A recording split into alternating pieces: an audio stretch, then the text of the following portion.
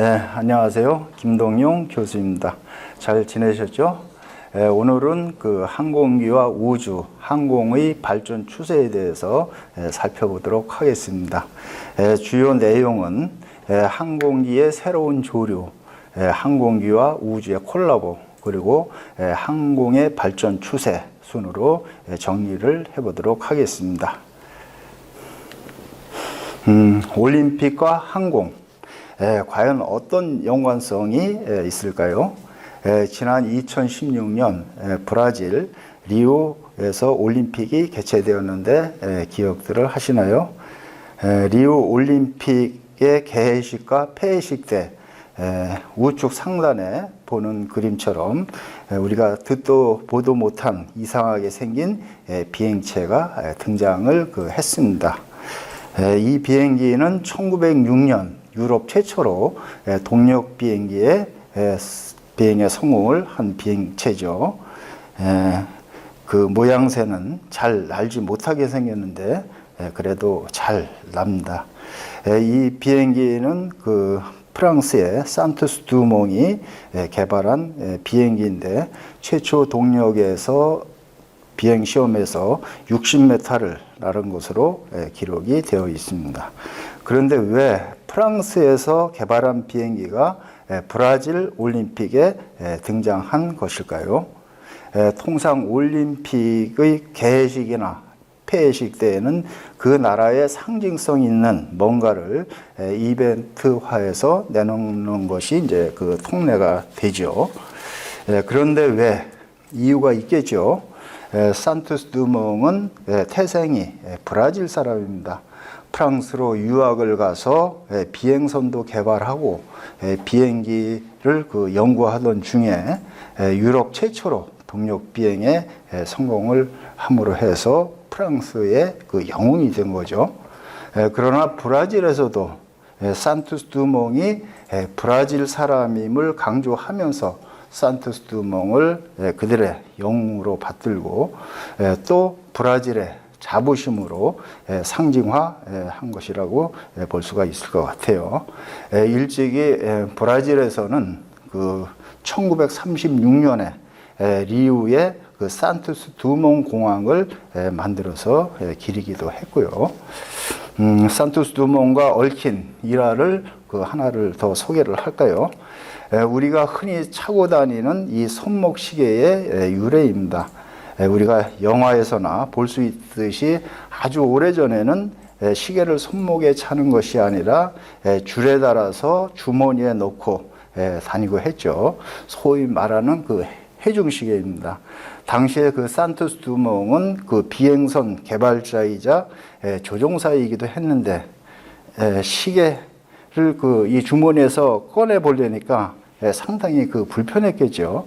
그래서 산토스 두몽은 친구가 지금도 잘 알려진 까르띠에 시계 사장이었었는데 그 친구에게 부탁을 합니다. 조종을 하면서도 시계를 잘 볼 수 있도록 만들어 달라고 하는 거죠. 친구 루이 까르띠에는 오랜 연구 끝에 1904년 손목에 차는 시계를 산토스에게 이제 선물을 하게 됩니다. 이 산토스 시계가 역사상 세계 최초의 손목 시계가 된 거죠. 산토스 두몽은 아쉽게도 말년에 자살을 합니다. 본인이 만든 비행체가 전쟁에 이용되는 것을 보면서 괴로워하다 결국 자살을 택한 거죠. 우리나라 얘기를 좀 할까요?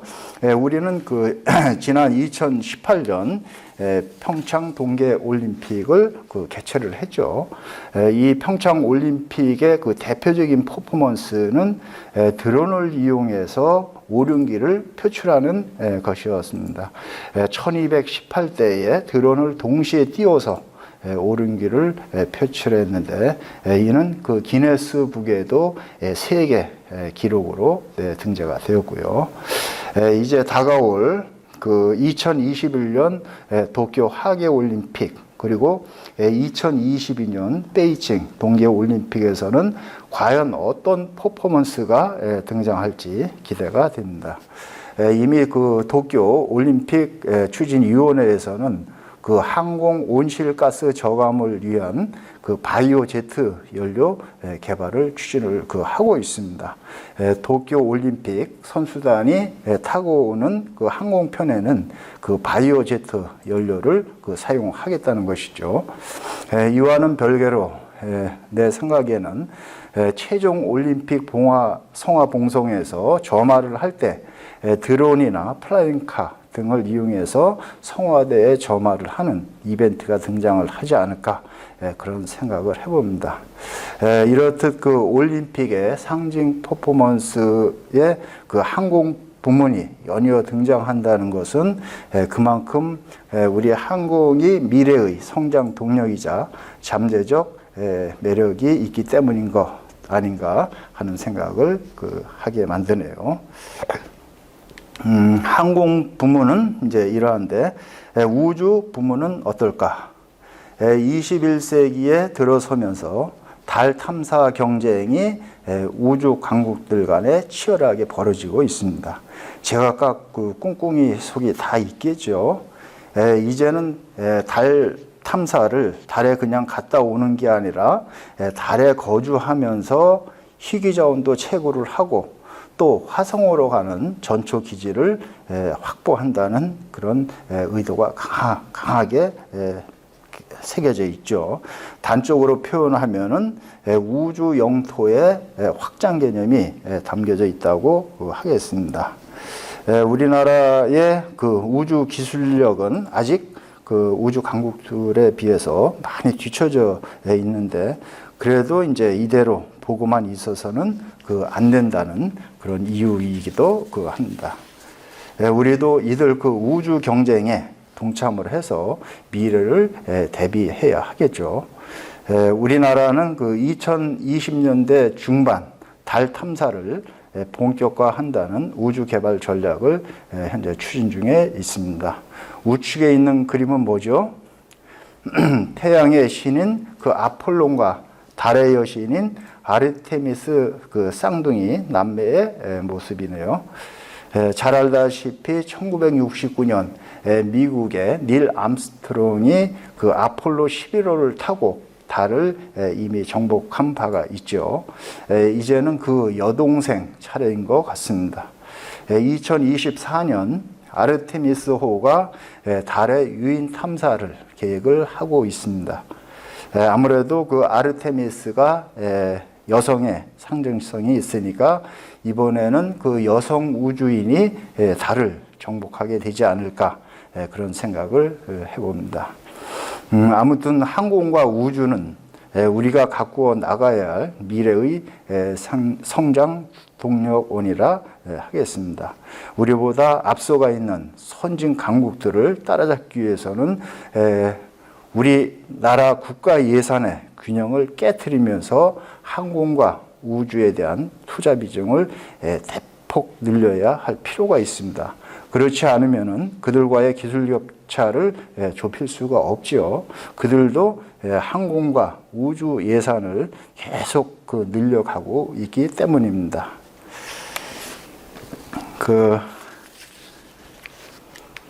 우리 항공기의 새로운 조류, 어떻게 달리 표현하면은 미래의 그 양상이 되겠죠. 그 항공기 개발의 그 새로운 조류는 ICT 기술과 융합된 무인 자율화, 고성능 고효율화, 신뢰성 보증, 저비용 연료 절감 등 그 네 부문으로 정리를 할 수가 있겠습니다.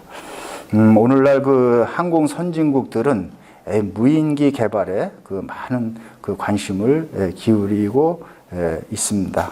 특히 2000년대 들어서면서는 무장화가 가능한 전략적 무인 전투기 개발에 포커스를 맞추고 있죠. 더불어서 그 무인화 추세는 점차 그 민간 부문으로 그 영역이 확대되어 가고 있죠. 무인기 개발의 궁극적인 그 목표는 어떻게 보면은 그 완전 자율 비행의 구현에 있다고 하겠습니다.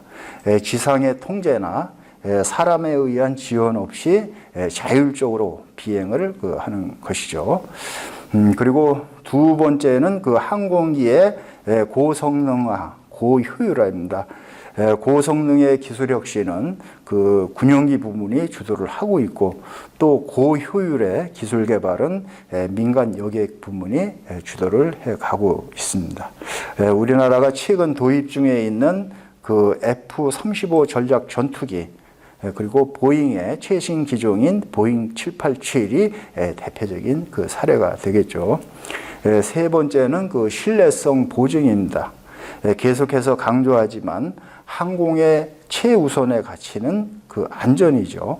그래서 안전을 담보해 내기 위해서는 항공기의 신뢰성에 대한 국제적 표준이 강화되고 있는 추세에 있습니다. 어떻든 미국과의 항공안전협정, 소위 말하는 바사의 체결이 국제적으로 통용 가능한 항공기 인증 체계의 기준점이 되고 있다라고 할 수 있겠습니다. 네 번째는 그 저비용 항공기입니다. 항공기의 운영 비용 절감을 위한 기술 개발, 그리고 연료 절감형 항공기 개발이 항공사의 그 선호도를 결정하는 가장 중요한 요소 중에 하나가 되어가고 있죠.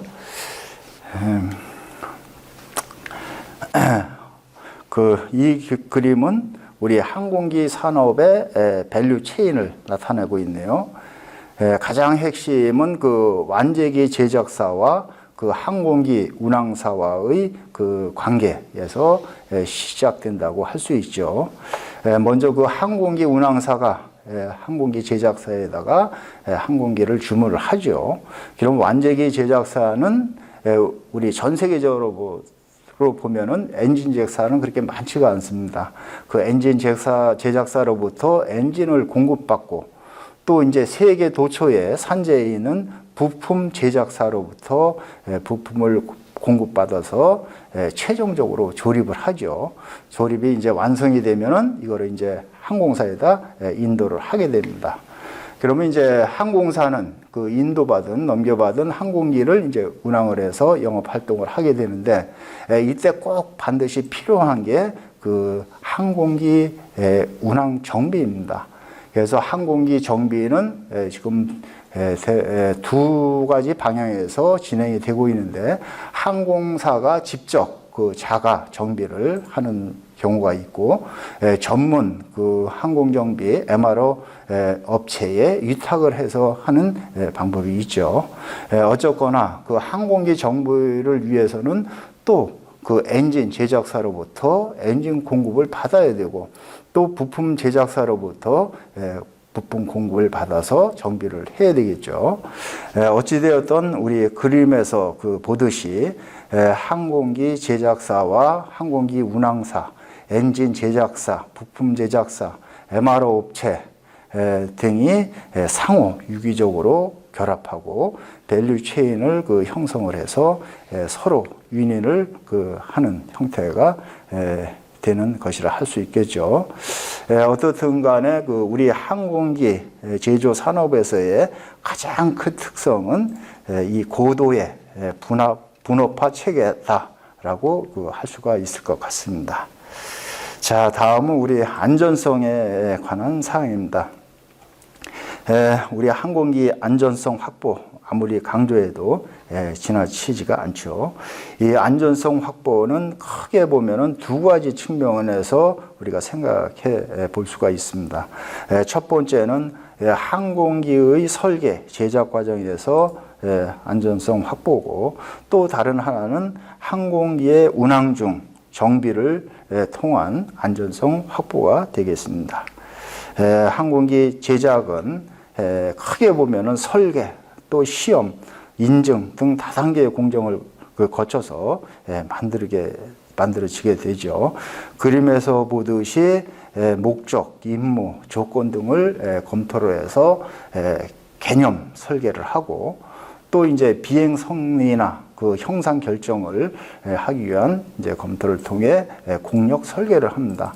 그리고 그 안전성 컴퓨터를 토대로 해서 구조 설계를 하고 이 설계가 맞춰지면은 진행 과정에서 구조 해석이라든지 시험 또 시뮬레이션 및 목합을 통한 검증 또 분야별 종합적인 이 지상 시험이나 비행 시험을 거쳐서 최종 인증에 다다르게 됩니다.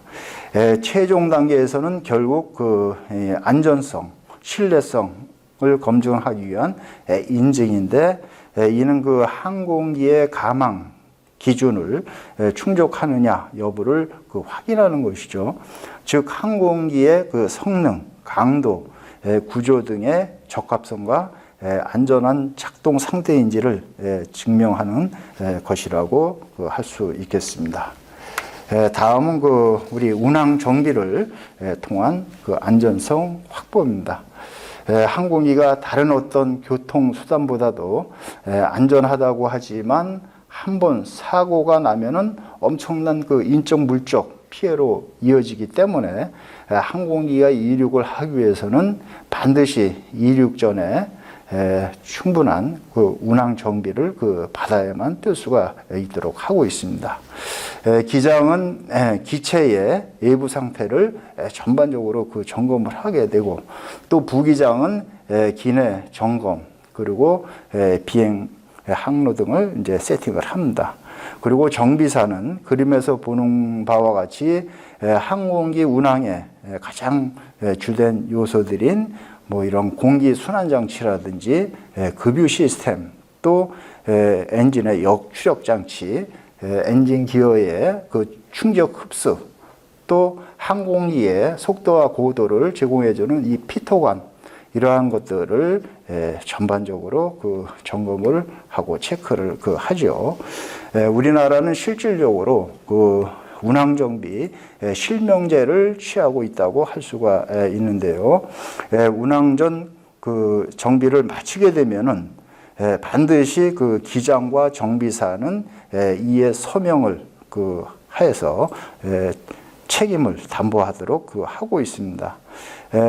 이러한 그 기장과 그 정비사가 이 항공 운항에 대한 그 이 점검을 그 마치고 서명을 했는데 조종사하고 그 정비사의 입장은 조금 틀립니다. 조종사는 본인이 비행기를 직접 몰고 가기 때문에 책임 서명한 것에 대해서 별 스트레스를 안 받겠죠, 그죠? 근데 정비사는 그 비행기를 떠나 보내고 가는 내내 목적지 공항까지 잘 도착할까 걱정을 하게 되는 거죠. 그래서 정비사들은 또 이러한 측면에서 스트레스를 받는다고 하네요. 자, 우리 항공기 시장 흐름에 대해서 간략히 살펴보도록 하죠. 우리가 그 미래의 그 항공기 시장 양상을 예측하기 위해서는 과거와 현재로 이어지는 시장의 흐름을 파악하는 것도 필요하다고 봅니다. 소위 말하는 우리 제트 여객기 시대는 1950년대 후반부터 시작이 됩니다. 우리 제1세대 제트기 시대는 이 대표 기종이 이제 보잉 707인데요. 1958년 이제 출시가 됐습니다. 이 우리 초기의 제트기는 터보젯 엔진을 그 사용을 했기 때문에 단점이 소음이 크고 또 연료를 많이 소모한다는 그러한 단점을 가지고 있습니다. 그래서 이제 이 단점들은 계속해서 개량을 해 나가야 되겠죠. 그래서 제2세대 전투기에는 이 터보제트 엔진을 좀 더 그 개량한 터보팬 엔진을 사용을 하게 됩니다. 그 이제 대표 기종이 지금까지도 시리즈로 계속 그 생산되고 있는 보잉 737 기종이죠. 이게 1966년부터 이렇게 시작이 됐으니까 상당히 오랫동안 지속을 하고 있습니다. 그리고 이제 3세대 제트키는 우리가 소위 말하는 보잉 747 전보 제트키 광폭 동체형이죠. 이거는 이제 항공기를 대형화해서 그렇게 되면은 1인당 단위 운항 비용이 적어질 거 아니냐. 그렇게 해서 운임을 좀 더 다운시켜보자 하는 의도에서 이제 개발이 돼서 보잉 747 같은 경우도 1970년대 출시됐는데 아직까지도 그 운항을 하고 있죠. 그리고 이제 4세대 제트키는 고연비 저소음을 추구하는 기종이 됩니다. 대표 기종은 이제 보잉 767인데 1982년에 출시가 됐죠.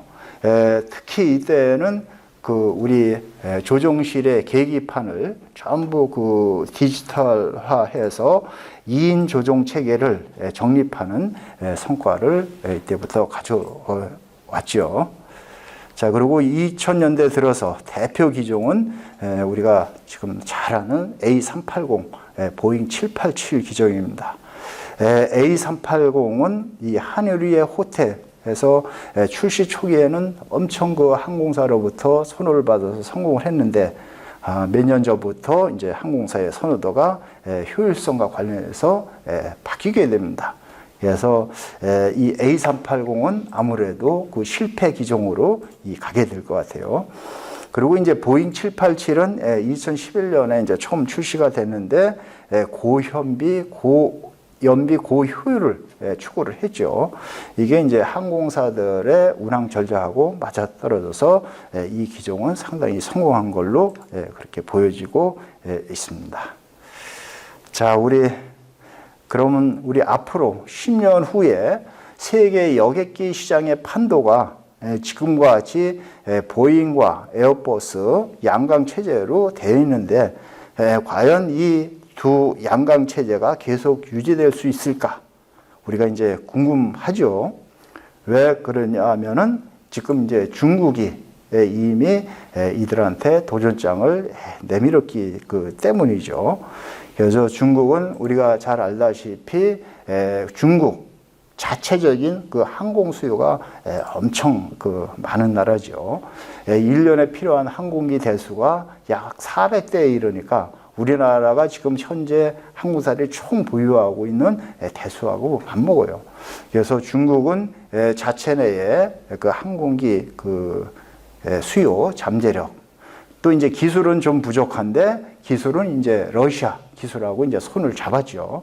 그래서 10년 후에는 AB가 아닌 ABC 중국을 하나 더 넣어서 항공기 시대를 열겠다는 게 중국의 항공 군리가 되겠습니다. 자, 여러분들 생각에 10년 후에 어떻게 될 것 같아요? 중국이 끼어들 것 같은가요? 그때 가서 이제 보면 되겠죠. 자, 우리 이제는 항공기 개발 추세를 살펴보도록 하겠습니다. 우리가 그간 항공기 개발의 흐름을 보면은 어떻게 보면은 우리 항공기의 고속화, 대형화는 우리 1937년에 발명된 제트 엔진이 이 세상에 등장하면서부터 시작이 됐다고 보면 됩니다. 이를 통해서 제트 엔진이 나오면서부터 우리 군용기는 전부 초음속 기능을 가진 전투기로 탈바꿈도 하고 또 이제 조금 전에 소개했듯이 제트 여객기가 등장하면서 고속화, 대형화 이루고 심지어는 우리 초음속 여객기인 여객기도 우리가 이미 취향을 한 바가 있죠. 그리고 2000년대 들어서서 A380, B787 기종 경쟁도 지금 해가고 있고, 그런데 이제 앞으로 등장할 항공기들은 어떤 것이 있을까? 여러분들 상상이 되나요? 우리 그림으로 이렇게 보면은 좌측 상단에 있는 게 우리 이제 극초음속기 개발 경쟁입니다. 여기에는 지금 미국의 보잉, 유럽의 에어버스 그리고 중국이 같이 3자가 경쟁을 벌이고 있어요.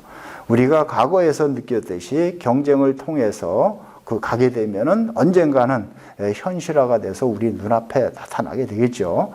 그래서 이 극초음속기가 상용화가 되면은 마하 5 이상이니까 시속 6,000km 오죠. 그럼 전 세계를 3시간 이내에 어디든지 갈 수 있는 그런 세상이 이제 아마 올 겁니다. 여기에는 이제 필수적인 게 이 비행 고도를 30km 상공을 비행하는 걸로 돼 있기 때문에 지금 우리 일반 항공기에 장착되어 있는 엔진 가지고는 안 되겠죠. 그래서 스크램젯 엔진 이런 것들이 이제 개발이 필요하고, 더 나아가서는 이제 하이브리드로 가면은 우리 여객기에 항공기에 이러한 그 로켓 엔진까지 장착을 해서 이 속도나 고도에 따라서 효율이 좋은 엔진을 선택해서 그 가동을 시키는 그러한 쪽으로도 그 발전이 될 것 같아요. 그리고 좌측 하단의 그림은 뭐죠? 이거 한번 소개를 한 적이 있는 것 같은데, 좌측에는 이제 기장이 앉아 있고 우측에는 이상한 기계가 앉아 있죠, 그죠? 이게 소위 말하는 그 인공지능 AI 그 조종 기능을 대체할 수 있는 기계입니다. 이거는 이제 항공사 요구에 의해서 그 항공기 제작사들이 만들 수밖에 없는 입장이죠. 어떻든 이런 거는 이제 뭐 시간이 있을 때 구체적으로 보기로 하고, 그 옆에가 이제 창문 없는 비행기. 창문이 없는 비행기를 만들면은 상당히 많은 이점들이 있어요. 근데 단점이 뭐죠? 너무 답답하게 보이겠죠. 근데 이제 우리가 소위 말하는 가상현실, VR 기술의 응용이 되면은 지금보다 창문이 있는 것보다 더 좋은 환경을 만들어낼 수가 있을 것 같아요. 그리고 그 맨 우측에 있는 거는 대형 비행선이죠. 비행선은 그 여러 가지 그 강점들이 있습니다. 그래서 그러한 강점들을 살려서 다목적 용도로 이렇게 사용하는 시대가 또 올 것 같습니다. 자, 우리 또 다른 차원에서 한번 상상을 해볼까요? 항공기와 우주 기술은 그 아주 밀접한 그 연관성을 가지면서 이제 발전해 왔다고 할 수가 있죠. 이제는 지구 궤도에 소형 인공위성을 쏘아 올리는 데 있어서 그 항공기를 이용한다는 겁니다. 좌측 상단의 그 그림은 뭔가요? 이 쌍둥이 항공기 사이에 있던 그 로켓이 분리되어서 바로 이제 로켓이 자체 점화를 하고 있는 그 사진이 되네요. 어떻든 그 항공기가 최대한 높이 올라가서 그 로켓을 분리하고, 로켓은 자체 점화해서 인공위성을 그 우리가 원하는 그 지구 저궤도에 쏘아 올린다는 그 논리죠. 우측 상단의 그림은 뭐죠? 이거는 보잉 747 기종 같으네요. 그런데 그 하단에 보면은 우리 그 인공위성 로켓이 장착이 돼서 그 비행기가 올라가고 있네요. 그리고 우주 기술의 발전과 더불어서 그 우리 인공위성도 점차 소형화되어가는 그 추세입니다. 미국의 그 스페이스 X사가 스타링크라는 위성 인터넷망 프로젝트를 현재 추진하고 있는데, 지구궤도 550km 상공에 소형 위성 12,000기를 띄워서 인터넷 속도를 지금보다 수십 배 빨라지게 한다는 계획입니다. 이 부분만 봐도 그 소형 인공위성의 수요가 엄청나겠죠, 그죠? 그러다 보면 또 우리 그 항공기를 이용한 그 발사대가 많이 그 효용성이 더해져 갈 거다, 그렇게 이제 여겨집니다. 그리고 하단 우측 그림에 보면은 큐브셋이라고 있죠. 그죠? 이거는 그 지름 10cm 정도 크기의 극소형 위성인데, 이 활용도도 이제 점점 그 높아져 가고 있고, 어떻든 소형 위성의 수요 증가와 더불어서 기존의 우주 발사체 운영 개념도 바뀌는 겁니다. 그 경제성 때문이겠죠. 그래서 이제 등장한 것이 이제 항공기를 인공위성 발사체로 이용한다는 것이 되겠고, 자, 좀 이해가 되나요? 자, 이거는 그 우리가 그 사진을 보니까 사람 몸에 엔진을 장착하기도 했고, 또 사람 몸에 그 날개를 그 밑에 있는 하단의 그림, 날개를 그 장착을 그 해서 하늘을 이제 날기 위한 것이겠죠. 상단에 이제 그림은 우리 제트 슈트를 입은, 영화에서만 보는 것이 아닌 우리 현실판 그 아이언맨입니다. 아이언맨이죠. 영국의 이제 그래비티 CEO인 리처드 브라우닝이 세계 기록을 이제 세웠네요. 비행시험에서 시속 51km를 기록을 했고, 이 선자세로 비행을 했으니까 상당히 공기의 정도 많이 받았겠죠, 그죠? 우리 대부분 우리 비행체들은 유선형으로 만들어져 있는데, 그런데 이런 비행 시험들은 어디서 하게 될까요? 추락하더라도 사망 위험성이 적은 연못이나 호수 위에서 하게 되겠죠, 그죠? 그리고 이제 하단에 그림은 이제 사람이 엔진이 장착된 날개를 걸치고 하늘을 날고 있는 모습이죠. 제트팩을 장착한 그 제트맨입니다. 이 제트팩은 누가 과연 개발한 것일까? 우리 그 상식적, 통상적인 그 우리 수준으로, 그 기준으로 따진다 그러면 항공기 엔지니어들이 만들어야 되겠죠, 그죠? 근데 이 제트팩은 스위스 항공의 조종사인 그 이브 로시라는 우리 항공 선구자가 개발을 했습니다. 그래서 지중해 58km 횡단 기록도 가지고 있고, 또 프랑스 알파제 제트기하고 이제 편대 비행도 그 한 바가 있죠. 아주 전투기와 그 편대 비행을 하기 위해서는 전투기가 그 실속에 이르지 않을 정도 이상의 속도를 내야 하겠죠. 우리가 비행 원리에서 그 다루었듯이 이 실속은 항공기의 속도가 일정 속도 이하로 떨어지게 되면은 양력이 너무 작아져서 추락을 한다. 그렇게 우리가 얘기를 했었죠. 그래서 우리 이 제트맨은 고도 3,000m 상공, 3,000m 상공이면은 우리 백두산 높이보다 조금 높네요. 그리고 최대 시속 340km까지 비행을 할 수 있다고 합니다. 근데 제트맨의 그 약점이 있죠. 처음 출발할 때 그 이륙할 수 있는 속도를 낼 수가 없기 때문에 헬기를 타고 공중에 올라가서 그 이 낙하 속도를 이용을 해서 이제 비행을 해만 합니다. 이 제트팩을 개발한 조종사 이브로 씨는 그 한 가지 소원이 있다고 해요. 이 분야의 젊은 층의 연구자들이 좀 많이 나타나서 우리 인간이 날고자 했던 원초적인 꿈을 보다 더 발전시켜 나갔으면 좋겠다 하는 것이죠.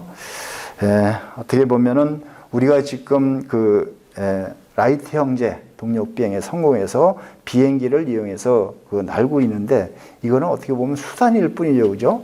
우리가 그 인간이 새처럼 날고자 했던 그 원초적인 꿈을 실현한 것은 아니라고 할 수가 있을 것 같아요. 자, 이제 항공기와 우주의 콜라보, 말이 되는지는 이제 모르겠지만 살펴볼까요? 우리 ISS 국제우주정거장이죠. 400m 상공에 떠 있는데 거기서 내려다본 지구인데 참 아름답죠. 우리가 지켜야 할 아름다운 세계입니다. 그래서 유럽 우주국 소속 비행사가 6개월간의 임무 수행을 마치고 끝내면서 다음과 같은 말을 남긴다. 우리는 지구가 인류의 삶을 지탱하는 안전한 환경을 유지하도록 주의를 기울여야 한다. 여러분들 이 말에 동감하나요? 아마 실감이 안 날 것도 같네요. 우리 민간의 우주 여행, 이제 더 이상 꿈이 아닙니다. 여러분들의 생각은 어떤가요? 언제 실현이 될 것 같이 보이나요? 민간의 우주 왕복 여행, 우리 눈앞에 다가와 있는 것 같습니다. 민간의 우주 여행 실현을 위해서 유수의 벤처 기업들이 현재 경쟁을 벌이고 있습니다. 좌측 맨 상단에 보면은 리차드 브론슨이 이끄는 버진 갤럭틱, 그리고 일론 머스크가 이끄는 스페이스 X, 제프 베조스가 이끄는 블루 오리진, 모두가 우주 개발의 선두 기업들이죠. 그래서 1차적으로는 고도 100m 상공에서 무중력 체험을 하고 돌아오는 지구 준궤도 여행이 될 것 같습니다. 버진 갤럭틱이 추진하고 있는 이제 우주여행 프로젝트죠. 그래가지고 우측 그림의 상단에 보는 것처럼 쌍둥이 비행기 가운데에 우주선이 탑재해 있죠, 그죠? 그리고 고도 15km 상공까지 올라가서 우주선을 분리하고 자체 로켓을 점화해서 시속 4,000km 속도로 고도 100km 상공까지 올라간다는 겁니다. 그리고 이제 4분 정도 무중력 체험을 하고 다시 지구로 귀환한다는 거죠. 이러한 지구 준계도 그 우주 여행이 성공하면 그 다음은 어디로 갈 것 같은가요? 밑에 하단에도 써놨지만 그 다음에는 지구 저궤도에 그 여행을 하게 되겠죠. 우리 저궤도에는 아까도 얘기했지만 국제우주정거장이 있죠. 그죠? 그 저궤도에 우주 호텔을 만들면 될 것 같아요. 그 다음에는 또 우리 그 인간의 욕심은 한도 끝도 없죠. 그 다음에 또 달나라 여행도 갈 거고, 또 그 다음에는 또 화성 이주 여행으로 이어지게 되겠죠. 항공 우리가 여행을 위해서는 우리가 많이 현재 이용하는 이제 공항이 있듯이 우주 여행을 위해서도 그 우주 공항이 필요하겠죠. 현재 계획하고 있는 방향은 이제 두 가지 방향입니다. 하나는 이제 지상에다 만드는 거고 또 하나는 해상에다 만드는 거죠. 그래서 먼저 그 이 버진 갤럭틱의 우주 공항은 이미 2012년에 그 미국 뉴멕시코주 사막에다 건설을 이미 했습니다. 명칭도 스페이스포트 오브 아메리카 해서 좀 거창하죠. 그래서 주 2회를 그 운항한다는 계획을 이제 그 세우고 있고, 이미 몇 년 전부터 예약을 받아서 현재 약 한 700명이 그 예약을 하고 있는데 1인당 요금은 25만 불, 우리 돈으로 하면 약 한 3억 정도가 되죠, 그죠? 그래서 우리가 이 우주선에 탑승을 해서 지구로 다시 귀환하는 데까지 소요되는 여행 시간은 약 한 90분 정도가 그 소요가 된다고 그 합니다. 또 하나 이제 이거는 스페이스 X에서 계획하고 있는 해상에 만드는 그 우주 공항이죠. 이 좌측 그 상단에 이제 그림이 이제 조감도가 나오네요. 그래서 이 텍사스주 남단 해상 기지에 건설을 그 하게 되는데, 여기에는 이제 차세대 우주선인 스타쉽을 이미 시제기를 완성을 해서 그 검토에 들어가고, 이 개념은 로켓과 우주선을 하나로 결합시키는 콤보형 우주선이 되겠습니다. 탑승 인원은 100명 정도 타니까, 우리 세상에 초음속 여객기가 등장한 게 이제 콩코드기인데, 콩코드기의 탑승 정원이 100명이었었죠, 그죠? 그래서 이러한 이 스타쉽을 이용한 이런 콤보형 그 제트기로, 로켓형 제트기로 연결이 되면은 지구 어디든 1시간 이내에 갈 수가 있다는 거죠. 해상에다가 이 발사장을, 우주공항을 만들면은 이 소음으로부터는 많이 벗어날 수가 있게 되겠죠.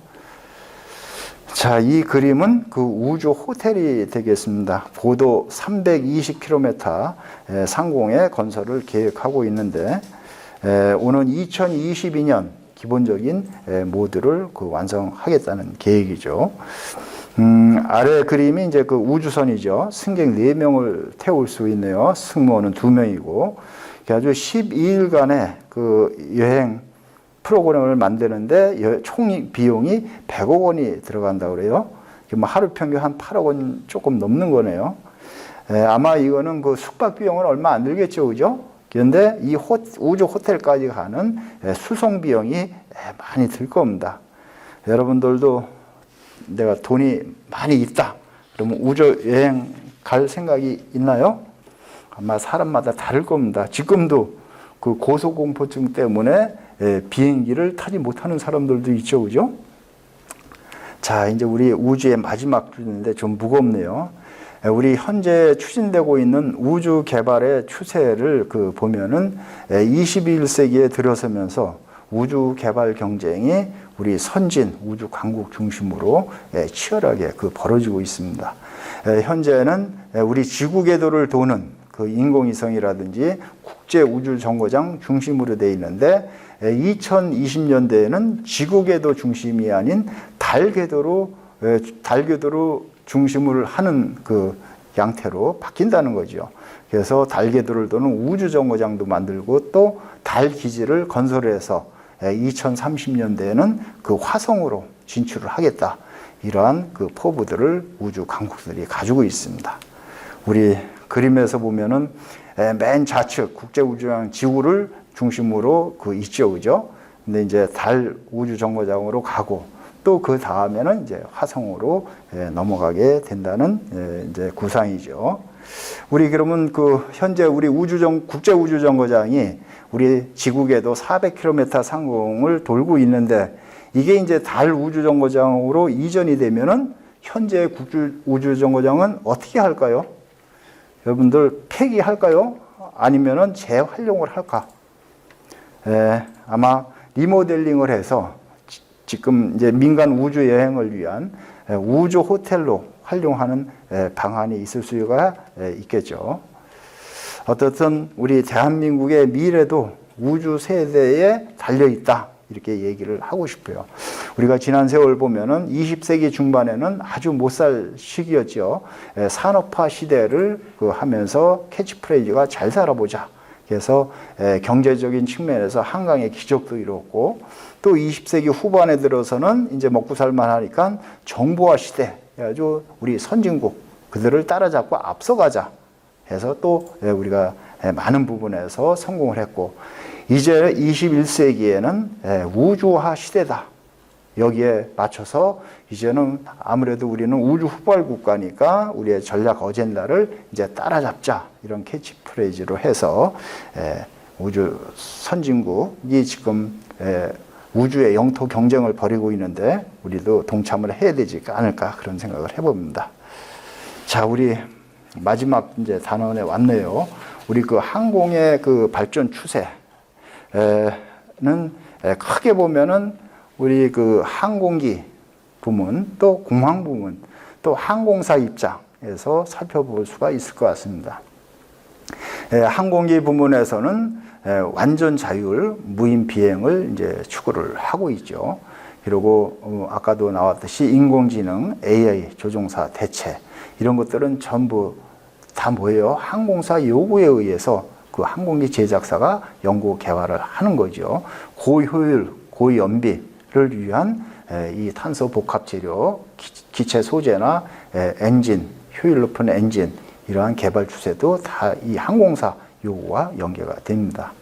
그리고 이제 공항은 이 스마트 에어포트를 추구를 하면서 ICT를 융합한 무인 자동화 셀프 개념으로 가고 있고 또 친환경과 관련해서는 항공기 연료를 바이오 항공유로 대체해서 우리 항공에서 발생하는 이 온실 가스를 저감시키는 그런 이제 쪽으로 가고 있어요.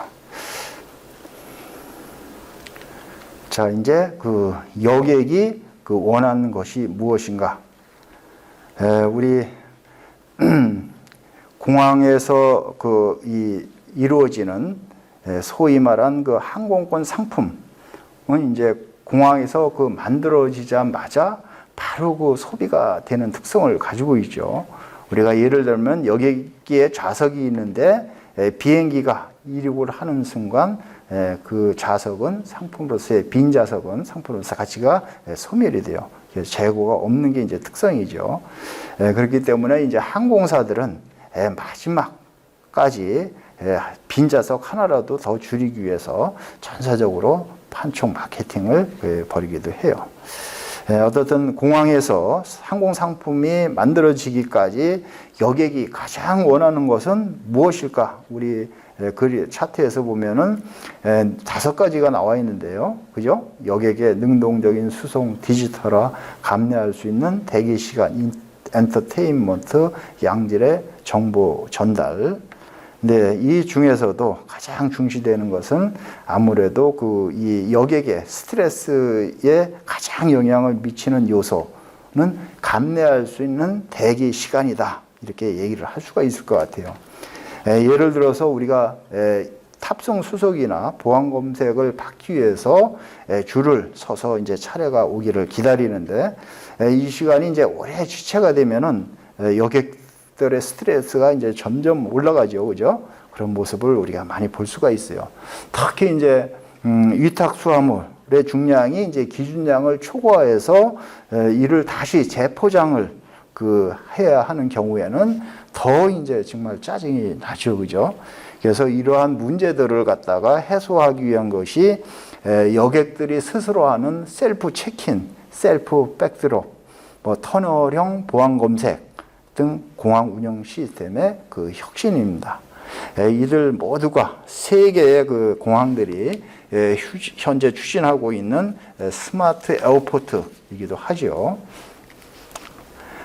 자, 우리 이제 UAM, 유해인 드론 2020년대를 꿈꾸는 교통혁명의 그 주역이 될 것 같습니다. UAM이 뭐죠? 아마 이 나온 지 얼마 안 된 용어이기 때문에 생소하게 그 듣는 학생들도 많이 있을 텐데, 우반 에어 모빌리티, 도심 항공 모빌리티입니다. 그래서 수직 이착륙이 가능한 개인 항공기와 결합을 해서 하늘을 이동 통로로 활용한다는 거죠. 이와 관련해서 그 세계 유수의 많은 기업들이 현재 미래형 소형 비행체를 개발을 하고 있습니다. 그래서 명칭들은 이제 많이 혼재해서 쓰고 있죠. 뭐 플라잉 카라라고 얘기도 하고 PAV 개인 비행체, 또 유인 드론 이렇게 이제 불리우기도 하는데, 어떻든 그 이 개발 추세에는 현재 수직 이착륙이 가능한 비행체로 컨셉이 모아지는 것 같습니다. 우리 도심에서 그 운항이 되어야 하니까 소음이 물론 적어야 하겠죠. 또 친환경 공해와 관련해서 전기나 수소를 동력원으로 사용해야 될 것도 같고요. 그래서 우리나라 그 정부는 2023년 드론 교통 관리 체계를 구축을 해서 시범 서비스를 하겠다 이렇게 계획을 하고 있고, 또한 이제 기업 차원에서는 도심항공 모빌리티 플랫폼을 구축을 해서 2025년 상용화하는 것으로 계획을 하고 있습니다. 그리고 이제 드론 택시를 그 상용화하기 위해서는 기본적인 그 인프라의 확보가 필수적이겠죠. 드론 하이웨이, 하늘길이 있어야겠죠, 그죠? 그리고 드론 교통 관제 시스템, 이거는 이제 드론의 상호 충돌이나 장애를 막아주는 이제 기능이 필요하고, 드론 정류소, 이는 그 일종의 도심 공항 기능이 필요로 할 겁니다. 그리고 그 이 드론의 상용화를 위해서는 이 첨단 과학 기술의 집약도 필요하지만, 안전성의 확보와 소음 관리, 해킹 방지 대책 등의 제도적인 체계가 뒷받침되어져야 할 것 같아요. 자, 현대 자동차 사옥. 현재 그 국내 최고층인 105층 규모로 이제 건설이 되고 있어요. 2026년 그 준공 예정으로 되어 있는데, 왜 항공을 다루는데 그 현대차 사옥이 등장했을까요? 우리 그 한국형 UAM 도심항공 모빌리티의 중심으로 떠오르기 때문에 그렇습니다. 현대차 그룹은 2025년 UAM 상용화를 목표로 다국적 기업인 우버와 전략적 파트너십을 체결해서 속도를 내고 있는 상황이죠. 이 UAM, 유인 드론이 이제 그 활성화되려면은 우리 하늘길을 컨트롤하는 체계도 그 많이 바뀌게 될 겁니다. 현행은 그 일반 항공기의 컨트롤을 주로 하는 공항에 이제 관제탑 기능이 있죠, 그죠? 그리고 하늘길을 관제하는 그 관제통신센터 기능도 있고, 근데 이제 앞으로 새로 등장할 그 이 관제 타워에는 우리 이제 500피트 내외의 적어도 공역에서 그 활동하는 우리 무인기라든지 PAV 개인 비행체라든지 아까 나왔던 유인 드론이라든지 이런 것들을 이제 대상으로 해서 이런 공역 관리 체제가 또 만들어질 것 같아요. 그리고 또 우리가 지금이 아니라 더 먼 훗날을 생각을 한다 그러면은, 먼 훗날에는 우리가 그 이 드론이나 PAV의 자가용 시대가 도래가 할 수도 있습니다. 지금은 우리가 현재 비행기를 이용한 운송용, 또 소형기를 이용한 자가용 위주로 이렇게 운영이 되지만, 앞으로는 이 개인 자가용 상당히 이제 활성화가 될 시대가 오게 될 거다. 자동차 우리 사례를 보면은 우리가 상상이 가죠. 그때도 이제 대비할 필요가 있겠다. 이렇게 생각이 듭니다. 자, 꿈을 향한 그 끊임없는 도전. 우리 그 항공 분야 사례를 그 한 가지 소개를 할까 합니다. 항공교통 기술이 그 발전하면서 가장 큰 혜택을 받은 노선이 있죠. 영국과 호주를 잇는 노선입니다. 역사적으로 영국과 호주는 그 이 특별 관계에 있는 나라죠. 영국이 식민지를 개척하면서 영국인들이 이주해서 만든 나라가 호주라는 거죠. 지리적으로 볼 때도 영국과 호주는 세계에서 가장 최장거리에 있는 그 나라들이에요. 그렇지만 이제 이들 특수 관계 때문에 오래전부터 교통 왕래 수요가 아주 많았죠. 그래서 1947년에 영국과 호주를 잇는 그 캥거루 노선이 그 개설되었습니다. 근데 왜 캥거루 노선이라고 명명을 했을까요?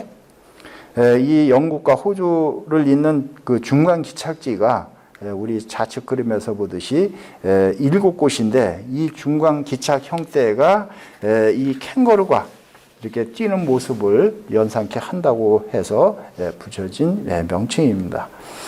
캥거루 노선이 개설된 지 이제 70년이 넘었는데 호주의 대표적인 항공사인 퀀타스 항공의 오랜 꿈이 런던과 시드니를 논스톱 직항으로 연결하는 것입니다. 우리 우측 그림에서 보는 것처럼 지금은 이제 아프리카가 되었던 중동이 되었던 그 아시아가 되었던 중간에 한 번만 기착을 하면 되죠. 그래서 퀀타스 항공은 이미 그 캥거루 노선 70주년을 맞이하는 해에 항공기 제작사인 보잉하고 에어버스에게 그 요구를 했습니다. 5년 내에 17,000km를 넌스톱으로 운항할 수 있는 비행기를 그 만들어 달라는 거죠.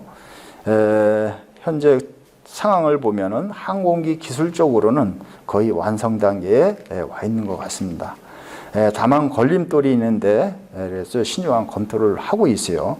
그런데 20시간을 넌스톱으로 비행을 하게 되면은 승객들이 상당히 이제 지루하겠죠, 그죠? 그리고 신체적 리듬이 과연 여기에 그 맞춰질 거냐 이런 그 걸림도 있고 해서 어쨌든 이게 기술적으로 만들어져도 승객들이 선호하지 않게 되면은 큰 낭패를 볼 수밖에 없어요, 그죠? 어떻든 이런 걱정들이 있기는 한데 호주가 오래전부터 가졌던 꿈을 그 반드시 이룰 것이라는 생각을 해봅니다. 자, 우리 도전은 멈추지 않는다.